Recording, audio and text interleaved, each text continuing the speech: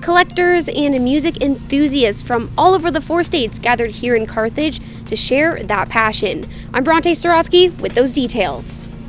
Plus, Wildcat Glades in Joplin hosted a class to teach some area kids about our native fish. Also, we're going to head over to Galena for a special family game night. And Russia claims talk of an invasion of Ukraine is overblown as it continues to move forces closer to the border. I'm Lucas Tomlinson in Lviv, Ukraine. I'll have the details coming up. The 4 states' most watched news starts now. thank you for joining us tonight. I'm Chris Warner. The 4 State Record Show hosted its 3rd year of bringing in older collector items into the area, and vendors from all over the 4 states came out to see what they could find. KOAM's Bronte Sorotsky checked it out and has more on the collecting community. Here behind me are people from all over the 4 states checking out records both old and new. But it's much more than that. They're part of a bigger community of collectors. The vinyl community's been building for about 10 or 12 years now. It's gaining popularity, so a lot of people of all ages are coming out and buying records. They tend to find the Holy Grail type items here that people will bring that they've been hunting online maybe, and a lot of times you'll find those items here. The 4 State Record Show brought people from Northwest Arkansas all the way through Ottawa, Kansas, like Sean Dickinson with the Ampersand vinyl. For me, I do this every week. So my business is I do pop-up record shows in usually breweries, coffee shops, kind of in small towns where they don't have access to record shops. And so shows like this just allow me to have a larger audience and really kind of get the word out there. It wasn't just records that were on display either. All kinds of collector's items were shown off for people to browse and buy. We have dealers that have brought CDs, tapes, vinyl, collectibles, and for sale. We do have occasionally some customers that will bring things in that they want to have appraised or try to sell when they're here. But it's mostly a selling event. In the appeal of listening to music on vinyl, the experience is unlike anything else. It's just kind of a fun way to listen to music. I have 2 kids. We listen to music every day. It makes you listen to the whole record rather than just hearing a song and clicking on to the next song. And so it's really just a better way to experience music. And with people coming from all over, attendees had the chance to listen to something new. We like getting other dealers together from across the 4 states. We've got one from Texas even, so getting them together, they bring some things that maybe you don't usually see in this area. You might get more jazz out of Kansas City or more blues out of Arkansas. So it's a good opportunity to get people together twice a year. In Carthage, Bronte Sorotsky, KOAM News. The 4 State Record Show will be back in Carthage on Saturday, July 30th. Well, the Wildcat Glades Friends Group is hosting a kids camp, prepping them for the upcoming trout fishing season. Today, they were able to practice casting their rods and creating their own bobbers. It's a great opportunity for kids ages 7 to 12 to get some hands-on experience. Coming out of the pandemic, there's also been an increase of participation in general at Wildcat Glades. This age group is awesome because they really catch on to more than you think, but when you put that age group in with adults, they maybe get a little bit more shy. But they are really capable of doing incredible things, and we're trying to get everybody excited about trout fishing season, which opens up March 1st. You can find more information on Wildcat Glades in this story over at our website. That's KOAMnewsnow.com. A Joplin College student accidentally opened himself up to identity theft when he opened an email. The student received a seemingly legitimate employment ad. The email looked like it came from his college, so he replied and then applied for the job and received a check later with a letter telling him to deposit it and then to spend that money on gift cards and send photos of the backs of those gift cards to the people who sent the check. Stephanie Garland with the Better Business Bureau says that's when he realized it was a scam. So he didn't give out his social security information nor his driver's license, so that's great. But he did give out his address, first and last name. The scammer knows it's an active email now because you replied back. So we just want people to be very cautious and be aware that whether you're a business owner and you've got emails coming from that looks like your company to your customers or your staff, or you're a college student, this can happen to anybody. Moving on, Briggs Chiropractic hosted a family fun night earlier today at the Galena Public Library. The community was invited out to enjoy some food, play some games, and take part in some giveaways. They were even giving out free spinal screenings. They say it's a way for them to reach out to their community and give some chiropractic care. We're just having a family fun night, basically, just a game night. We just really wanted to find a way to reach out to the community and bring people together and of course impact them with chiropractic care in any way we could and just spread awareness there. Briggs Chiropractic says they hope to venture out into the community more often with events like this. Nick Kelly joining us. What a night it's been. Yeah, what a day it's been too. We had pretty quiet skies all day long and that really allowed temperatures to warm on up. After we started in the upper 20s this morning, which is about where we should be for this time of the year, but nice to see a high of 52 degrees, just back above normal for this time of the year. We've had nothing to track all day long, still sitting underneath mostly clear skies right now, but a quick glimpse at the surface map does show a warm front off to the west. That's going to sweep on through during the overnight, and with that south wing eager to kick back into gear, it's really going to allow us to warm up even more as we wrap up the weekend tomorrow. Right now, though, we have some lower 30s in our northern counties, everybody else mid 30s, even a couple of spots in the mid 40s.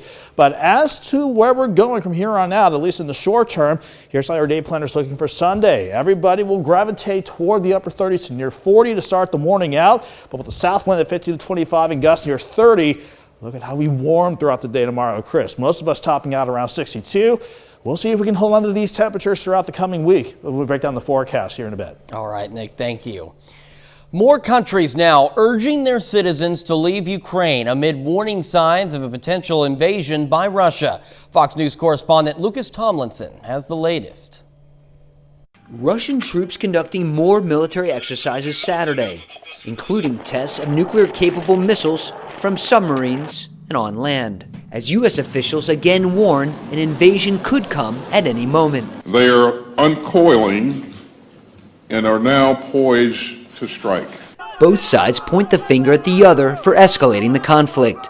Russia says at least 2 shells fired from Ukraine's territory landed across the border, a claim Ukraine's foreign minister says is untrue, accusing the Kremlin of faking evidence in order to justify an invasion. Multiple explosions could be heard Saturday in eastern Ukraine. At least 1 Ukrainian soldier was killed, as more people living in Donetsk boarded buses to evacuate the city. Vice President Kamala Harris Saturday met face-to-face with Ukraine's president in Munich, hoping to work towards a potential diplomatic resolution, but preparing for the worst. Russia will plead ignorance and innocence. It will create false pretext for invasion, and it will amass troops and firepower in plain sight. European leaders also bracing for an imminent conflict. Germany and Austria both urging their citizens to leave Ukraine before fighting breaks out. In Europa droht wieder ein Krieg. War is looming again in Europe, and the risk is anything but averted. President Biden says he thinks Vladimir Putin has made the decision to invade Ukraine. Top Russian officials say there are no plans to invade. In Lviv, Ukraine, Lucas Tomlinson, Fox News. Now, Lufthansa Group has announced it's suspending airline service to Kiev and Odessa, Ukraine, starting on Monday. Aviation Group took the action amid increasing concern Russia will soon invade Ukraine. In a statement, the airline group says the safety of its passengers and crew members is its top priority. The company says it's continuing to monitor the situation closely. Other airlines, including KLM Royal Dutch Airlines, they've already suspended service to Ukraine. We take this time now to honor one of our many four-state heroes. Corporal Max Nunn served in the Army during World War II. His hometown, Seneca. We're proud to recognize Corporal Max Nunn, tonight's four-state hero. And of course, if you want to learn more about other heroes, or if you've got one in your life you'd like to nominate, you can do that anytime at KOAMNewsNow.com. Later, if you're a fan of Coca-Cola, I know I certainly am, there's a new flavor you're headed your way. We're going to tell you what it is. Our weekend has been pretty good to us. We really started to melt off the ice and snow that we picked up through the middle of the week, with temperatures back in the 40s yesterday. In fact, we had highs on our Friday afternoon, topping out in the lower to middle 40s, and we did even better today after a low of around 28 to 30 degrees across much of the area. Back in the lower 50s this afternoon. Thankfully, we're going to end the weekend on a mild note as we stay dry on our Sunday. We're talking about highs back in the 60s to wrap up the weekend tomorrow. However, I am watching a system that could give us some rain and thunderstorm chances mainly late Monday and into Tuesday.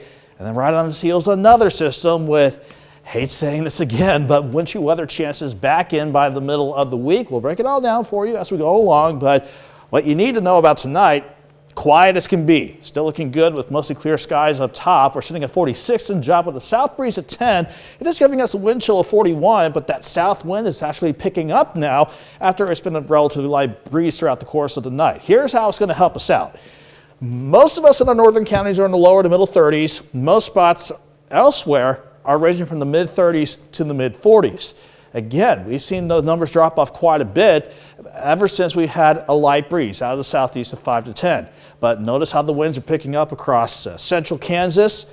That's some stronger winds that we'll tap into while we sit underneath mostly clear skies. But as we see a warm front sneak in from the west, that is what's going to bring a stronger south wind into play tomorrow, and with quiet skies, push us back into the 60s. In the short term, though, I've got a couple of cold fronts to the north and west, eager to come our way early in the week. That's going to be our chance for rain and storms Monday and Tuesday. Then it's not this upper low coming across the desert southwest. It's this upper level low near Vancouver. That's the one we got to watch closely, because that's going to be the one that'll bring another shot of winter weather back in, especially by Wednesday. In the short term, though, again, nothing to worry about. In fact, we'll fly through this part of the future track forecast. You can see how that south wind picking up overnight will mean temperatures gravitating toward the upper 30s to about 40 degrees. So most of us right around 40 as we hit 6 o'clock on your Sunday morning. Now we're going to keep things dry again throughout the course of the day, but with a stronger south wind at 15 to 25 and gusts near 30, that means 58 for downtown Joplin at the noon hour and topping out around 62. Everybody should be in the lower to middle 60s for afternoon highs tomorrow. Fast forward into Monday now. That upper wave coming across Southern California gets absorbed into the jet, but still, as it comes on through, we'll watch with those passing cold fronts, some scattered showers and thunderstorms. Not expecting anything severe, but those will be rain chances that we'll still keep an eye on. Quiet for the rest of our Tuesday afternoon, then all this energy from this upper low coming at us from the west means there's developing sleet and snow chances with the way things are looking now. Late Wednesday afternoon and the Wednesday night. Freezing rain, sleet, and snow chances for Thursday. Then we dry out for Friday.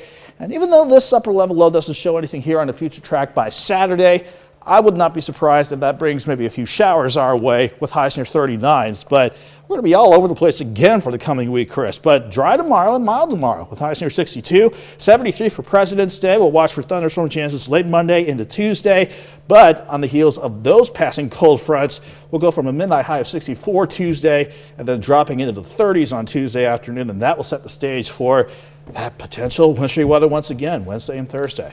Man, I tell you, these little bits of spring keep teasing us before Mother Nature comes right back in and, I mean, just sucker punches us with another cold hit. We'll really get into spring within the next month or so. In the meantime, we've got another nice taste of spring tomorrow. Yeah, I'm going to enjoy it as much as I can. Nick, thank you so much. Coming up, police in Canada gaining control over the trucker protest. It's written in the stars. A new Coke is coming to you soon. Coca-Cola says it wants you to have the campfire under the stars feel again, or even those frosty, lost in deep space thoughts. So the beverage giant is releasing Coca-Cola Starlight. Now, the new Coke is a product of a new platform, Coca-Cola Creations, which will focus on developing more limited time products.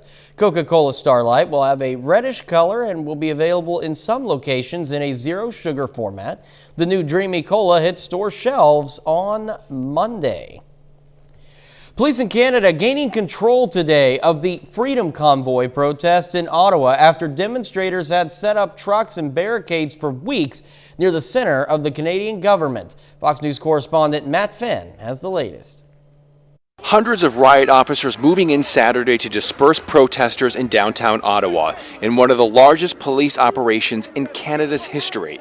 You have our commitment that we are here until the very end. Go home. This occupation is now over. We will continue with our mission until it is complete. Protesters have occupied the street in front of Parliament Hill for more than 3 weeks, pushing back against COVID-19 restrictions put in place by the Canadian government. Came here looking to get rid of mandates, and I realized that's not enough.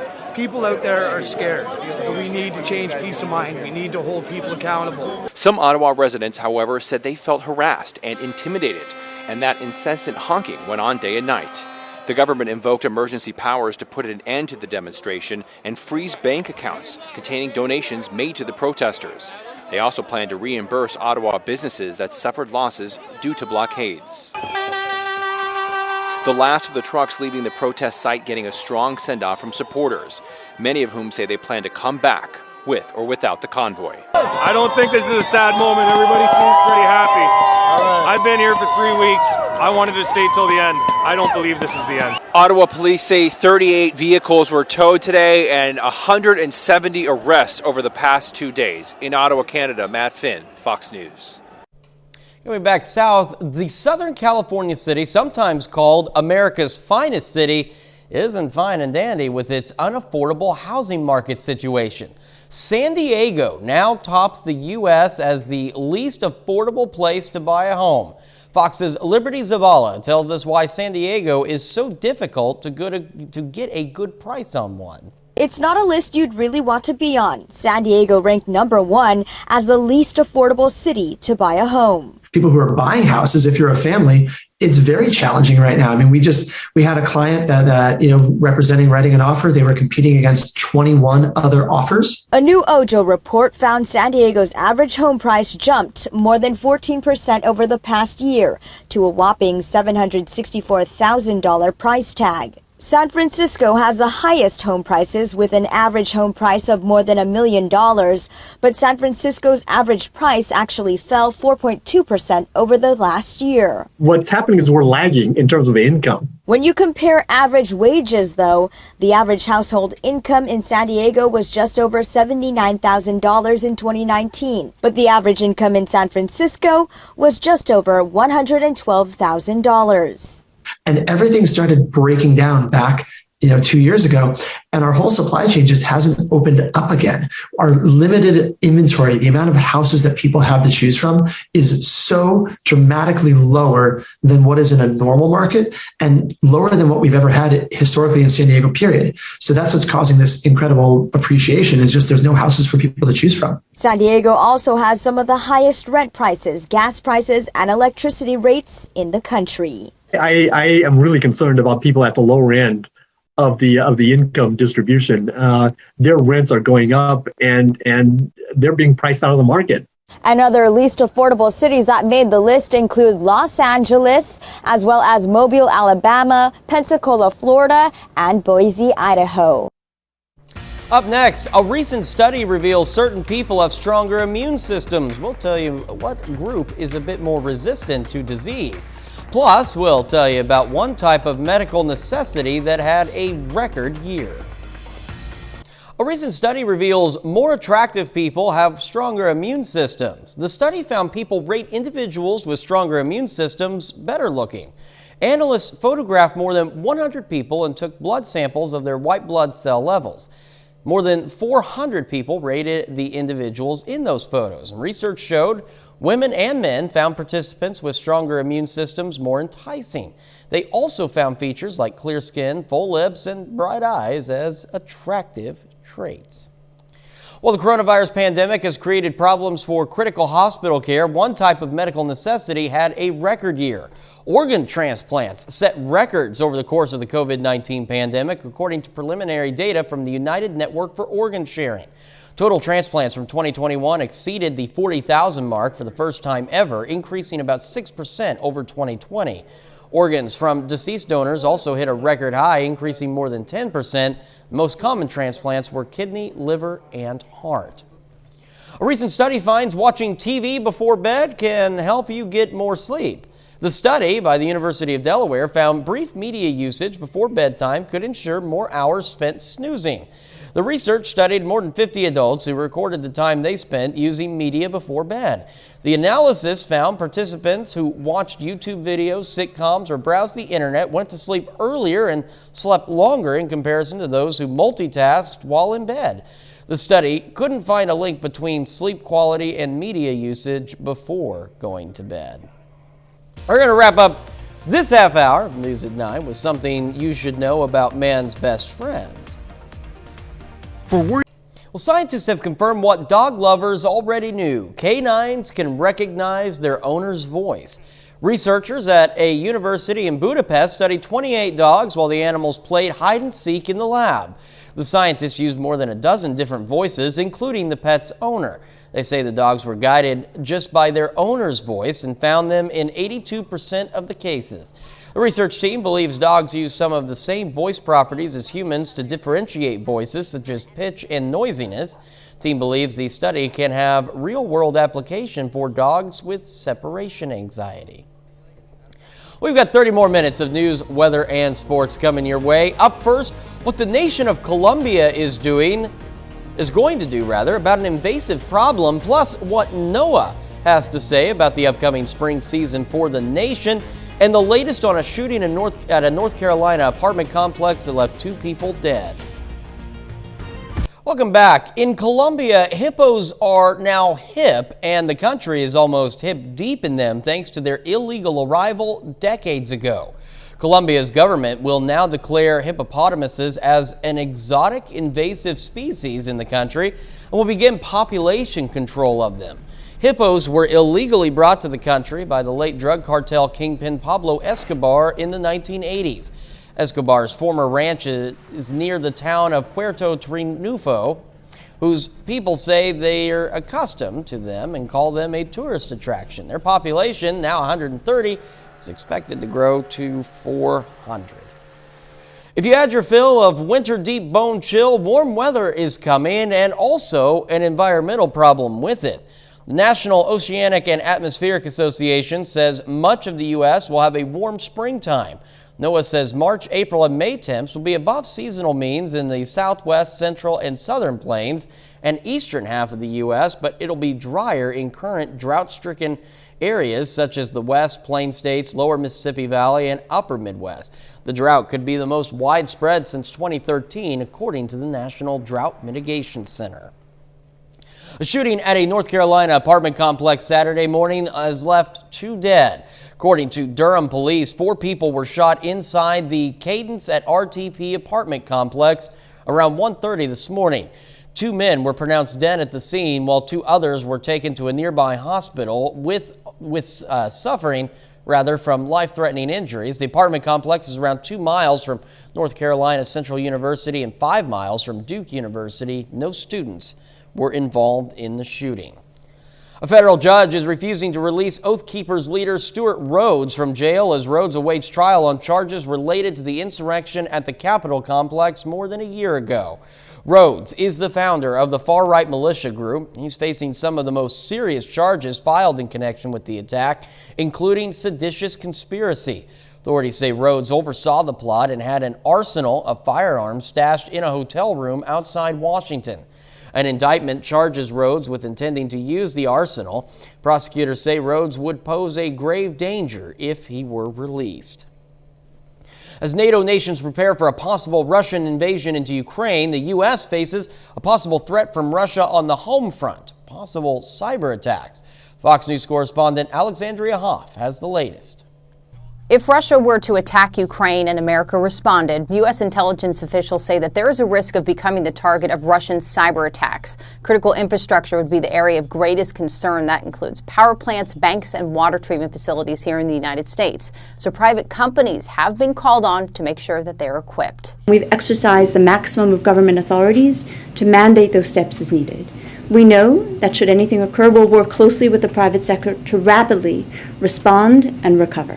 Officials advise that there are no specific credible threats to the U.S. homeland at this time, but intelligence agents have identified the Russian government as the likely source behind widespread cyber attacks on Ukrainian banks this week. Russia has denied involvement, but U.S. officials say it's part of a destabilization technique that could precede an invasion. Cyber experts say that for years, Russia has jammed Ukrainian GPS receivers. Russia has enormous capabilities in anti-satellite weaponry. At a local level, it has significant and probably some of the best in the world, what's known as electronic warfare or EW capabilities, essentially jamming signals. So preventing the Ukrainians from talking to the satellites, from receiving signals from the satellites. The U.S. has not yet issued any warning of a cyber threat to American satellites, and cyber experts doubt that Russia would go so far as to wage a war against America in this way. But they do have the capability, and that could impact not just GPS and communication, but also farming, even oil exploration. In Washington, Alexandria Hoff, Fox News. Later on the news at 9, we're taking a look at Cadillac CT5V Blackwing.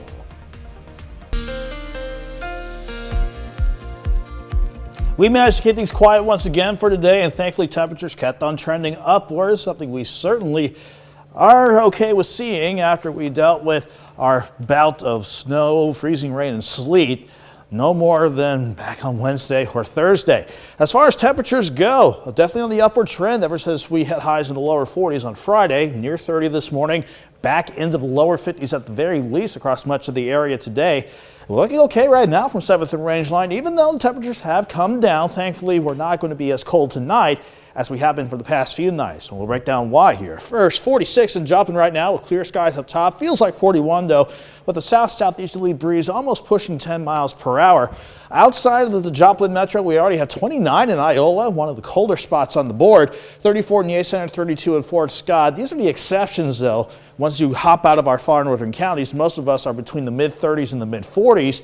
And these numbers aren't going to drop off very much throughout the course of the night because even though we've had a light south and southeasterly breeze of 5 to 10, look at the stronger winds out west, eager to roll our way. That increasing wind here during the overnight means we're finally not going to be so cold to start your Sunday morning out. So nothing on top of us right now. We haven't had anything to track all day, quite frankly, on the Skywatch Storm Tracker. We have a warm front out west. That's one big reason why the south wind's going to come back tonight, and the big reason why we're going into the 60s for tomorrow. However, I'm not really concerned about this upper level wave coming out of the southwestern U.S., but this one north of Vancouver, that's the wave that might want to bring another shot of wintry weather again. I hate to say that considering how busy we've been with winter storms for the past few weeks, but we got to keep an eye on another one on the horizon. Thankfully, it's not in the short term. This view of the future track has us staying nice and quiet throughout the course of the night. And again, that south wind picks up, forcing temperatures to gravitate toward the upper 30s to near 40. So thankfully, we're not dropping off much throughout the course of the overnight. Lows right around 40 degrees, especially in downtown Joplin. A south wind of 10 to 20 picks up at 15 to 25 in the afternoon with some gusts near 30 at times. So while it may be a hold on to your hat kind of day, it'll push us to 58 by noon in Joplin, topping out around 62. Most of us near 60 and into the mid-60s, especially in our far western counties. These numbers don't look bad to wrap up the weekend tomorrow. Let's look down the road. A couple of cold fronts out west want to come together on Monday before it comes toward us. That could mean a few showers and thunderstorms late Monday afternoon, but I think a better shot for some scattered rain and storms. Any severe weather stays to the south as we go into Tuesday morning. But Tuesday afternoon is looking okay. We'll be dry. Then here's that upper level low. Remember it? Sitting on top of Vancouver right now. That's going to dig deep and eventually start to head our way in the form of some potential sleet and snow chances late on Wednesday, and freezing rain, sleet and snow chances still certainly looking possible as we head into Thursday. Then we're going to dry things out for Friday, and then we'll see another chance for rain come our way on Saturday. So plenty to watch as we go into the upcoming week. But let's savor the short term since it's going to be quiet. 62, partly to mostly sunny tomorrow. 73 for your Monday. 64 early Tuesday, then dropping through the 30s all day on the backside of those rain and thunderstorm chances. Then we'll focus on wintry weather chances, like it or not, as we go into Wednesday and Thursday, Chris. It's like a trampoline of a forecast. We're going to jump really high, and then we're going to land really hard right after. So yeah, right now though we're going to enjoy the peak or the top or the high, whatever you want to call it, with another great day tomorrow. I'm looking forward to that great day. Nick, thank you so much. Coming up in sports, Macaulay faces Everton in the first round of the district tournament. Plus, Missouri Southern aims to stay rolling today and pick up their 13th straight win against Pitt State. Danny Terzer's got that and more next. The Missouri Southern and Pittsburgh State women's basketball teams have both clinched a spot in the MIAA tournament. Before then, though, the Gorillas have 3 more games on their regular season schedule, their last one at home tonight. Pitt State hosting Southern for Senior Day. It's the second matchup between these two teams this week. The Lions beat the Gorillas by 15 on Wednesday. Today, first quarter, Tristan Gegg feeds Julia Johnson. Both Gegg and Johnson finish in double figures in scoring. Then Lane Skiles drains the 3. She's got 10 today. Lions shoot 83% from 3 in the first quarter. And get this, it's 32-24 after 1. Later, Lacey Stokes makes the bucket. Lions up 14 at the break, but this game is far from over. Jamie Jackson, bucket and foul. She drops a team-high 23. Then Aaron Davis, far side. Davis gets 17. Pitt within 5 now. Back to Stokes for a 3 of her own. She fills up the stat sheet yet again, 36.7 rebounds and 7 assists. Pitt makes it close down the stretch but falls short on Senior Day, 77-74. There was a lot of ups and downs throughout this game, and I think the adversity that we hit early in the game when we were, I don't even know how much we were down, but it looked like a lot when you're looking at the scoreboard. I think when we went in at half, I think we brought ourselves together and made sure that we were staying on top of what our mission was throughout the game, was to stay on defense and make buckets. In the men's game, Pittsburgh State trying to sweep the season series from Southern. RJ Smith swoops in for the jam. Smith finishes with 10 points and 5 rebounds. Later, Magic Relaford sinks one from deep for 3. Pitt with a 1-point lead at half. To the second, the pass to Tyler Hawkins in the corner. Hawkins hits the triple. He leads the Gorillas tonight with 20 points. Final second now, 2-point game. Relaford makes the big basket for 2. He ends the night with 14. Pitt State gets the win 73-71. We knew they were going to come hungry, and we knew they were going to come for revenge because we ruined their senior night and they were going to try to ruin ours. So we had to bring the fight to them, and that's what we did tonight. We know we can beat them once, so we can beat them again. I think trusting each other this last 10 minutes, like you just said, was just a big part of everything. Like helping, made shots, made big plays, not trying to make the home run play. District tournaments begin today for a few local schools. Macaulay is the number 2 seed in Class 1 District 5. The Warriors are coming off a senior night win. Today they hit the floor against Everton for a quarterfinal round matchup. Kennedy Dury hits a long 2 here. She finishes with 26 points for the Warriors. Then Dury to Chloe Williamson in the corner. She sinks the triple to extend the Warriors' lead. To the third now, Everton still fighting. Ezra Wood at the top. She gets the bucket. Final quarter now, Avery Eminger for 2. She drops 22 points. Macaulay cruises by Everton 57-39 to advance to the semifinals. In Class 2 District 13, Jasper and Liberal hitting the floor today in the first round. The Eagles come out on top 42-36. Jasper moves on to the semifinals. They will play Marion C. early on Tuesday at 6. The finals for the Wrestling State Championships in Missouri are today. We've got a few local state champs. In Class 2 at 106 pounds, Monette's Simon Hartline wins. At 120 pounds, Brady Rourke wins the state championship for the second time for Seneca. And in Class 3, Eli Czar from Neosho, wrestling at 170 pounds, also earns a state championship. That's a look at sports. We're back with more news after this.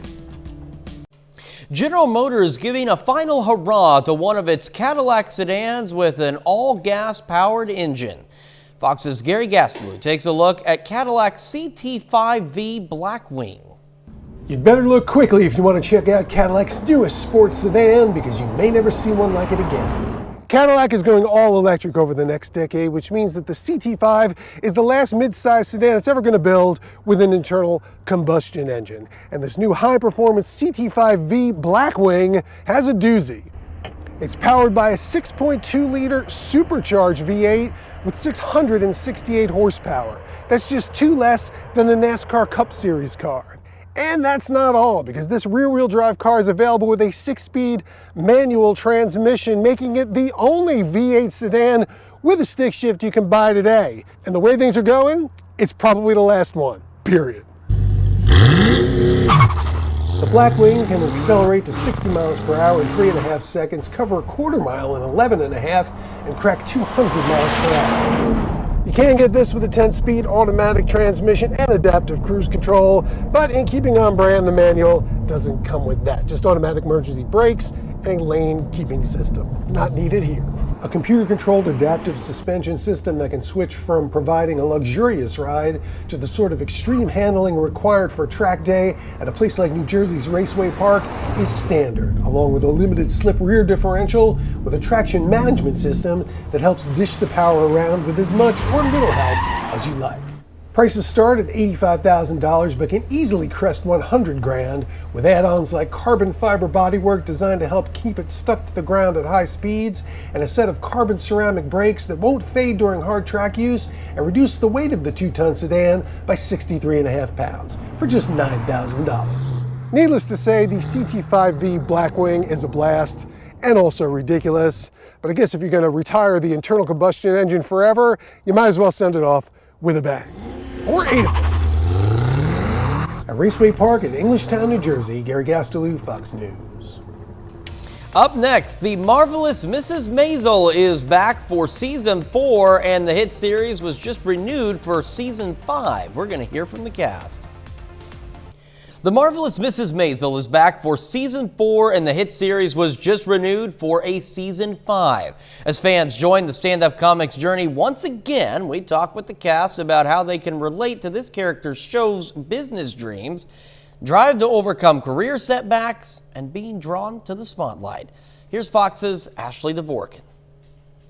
Moving forward, we need a game plan. Agreed. This season of The Marvelous Mrs. Maisel is about Midge making a comeback after a show business setback.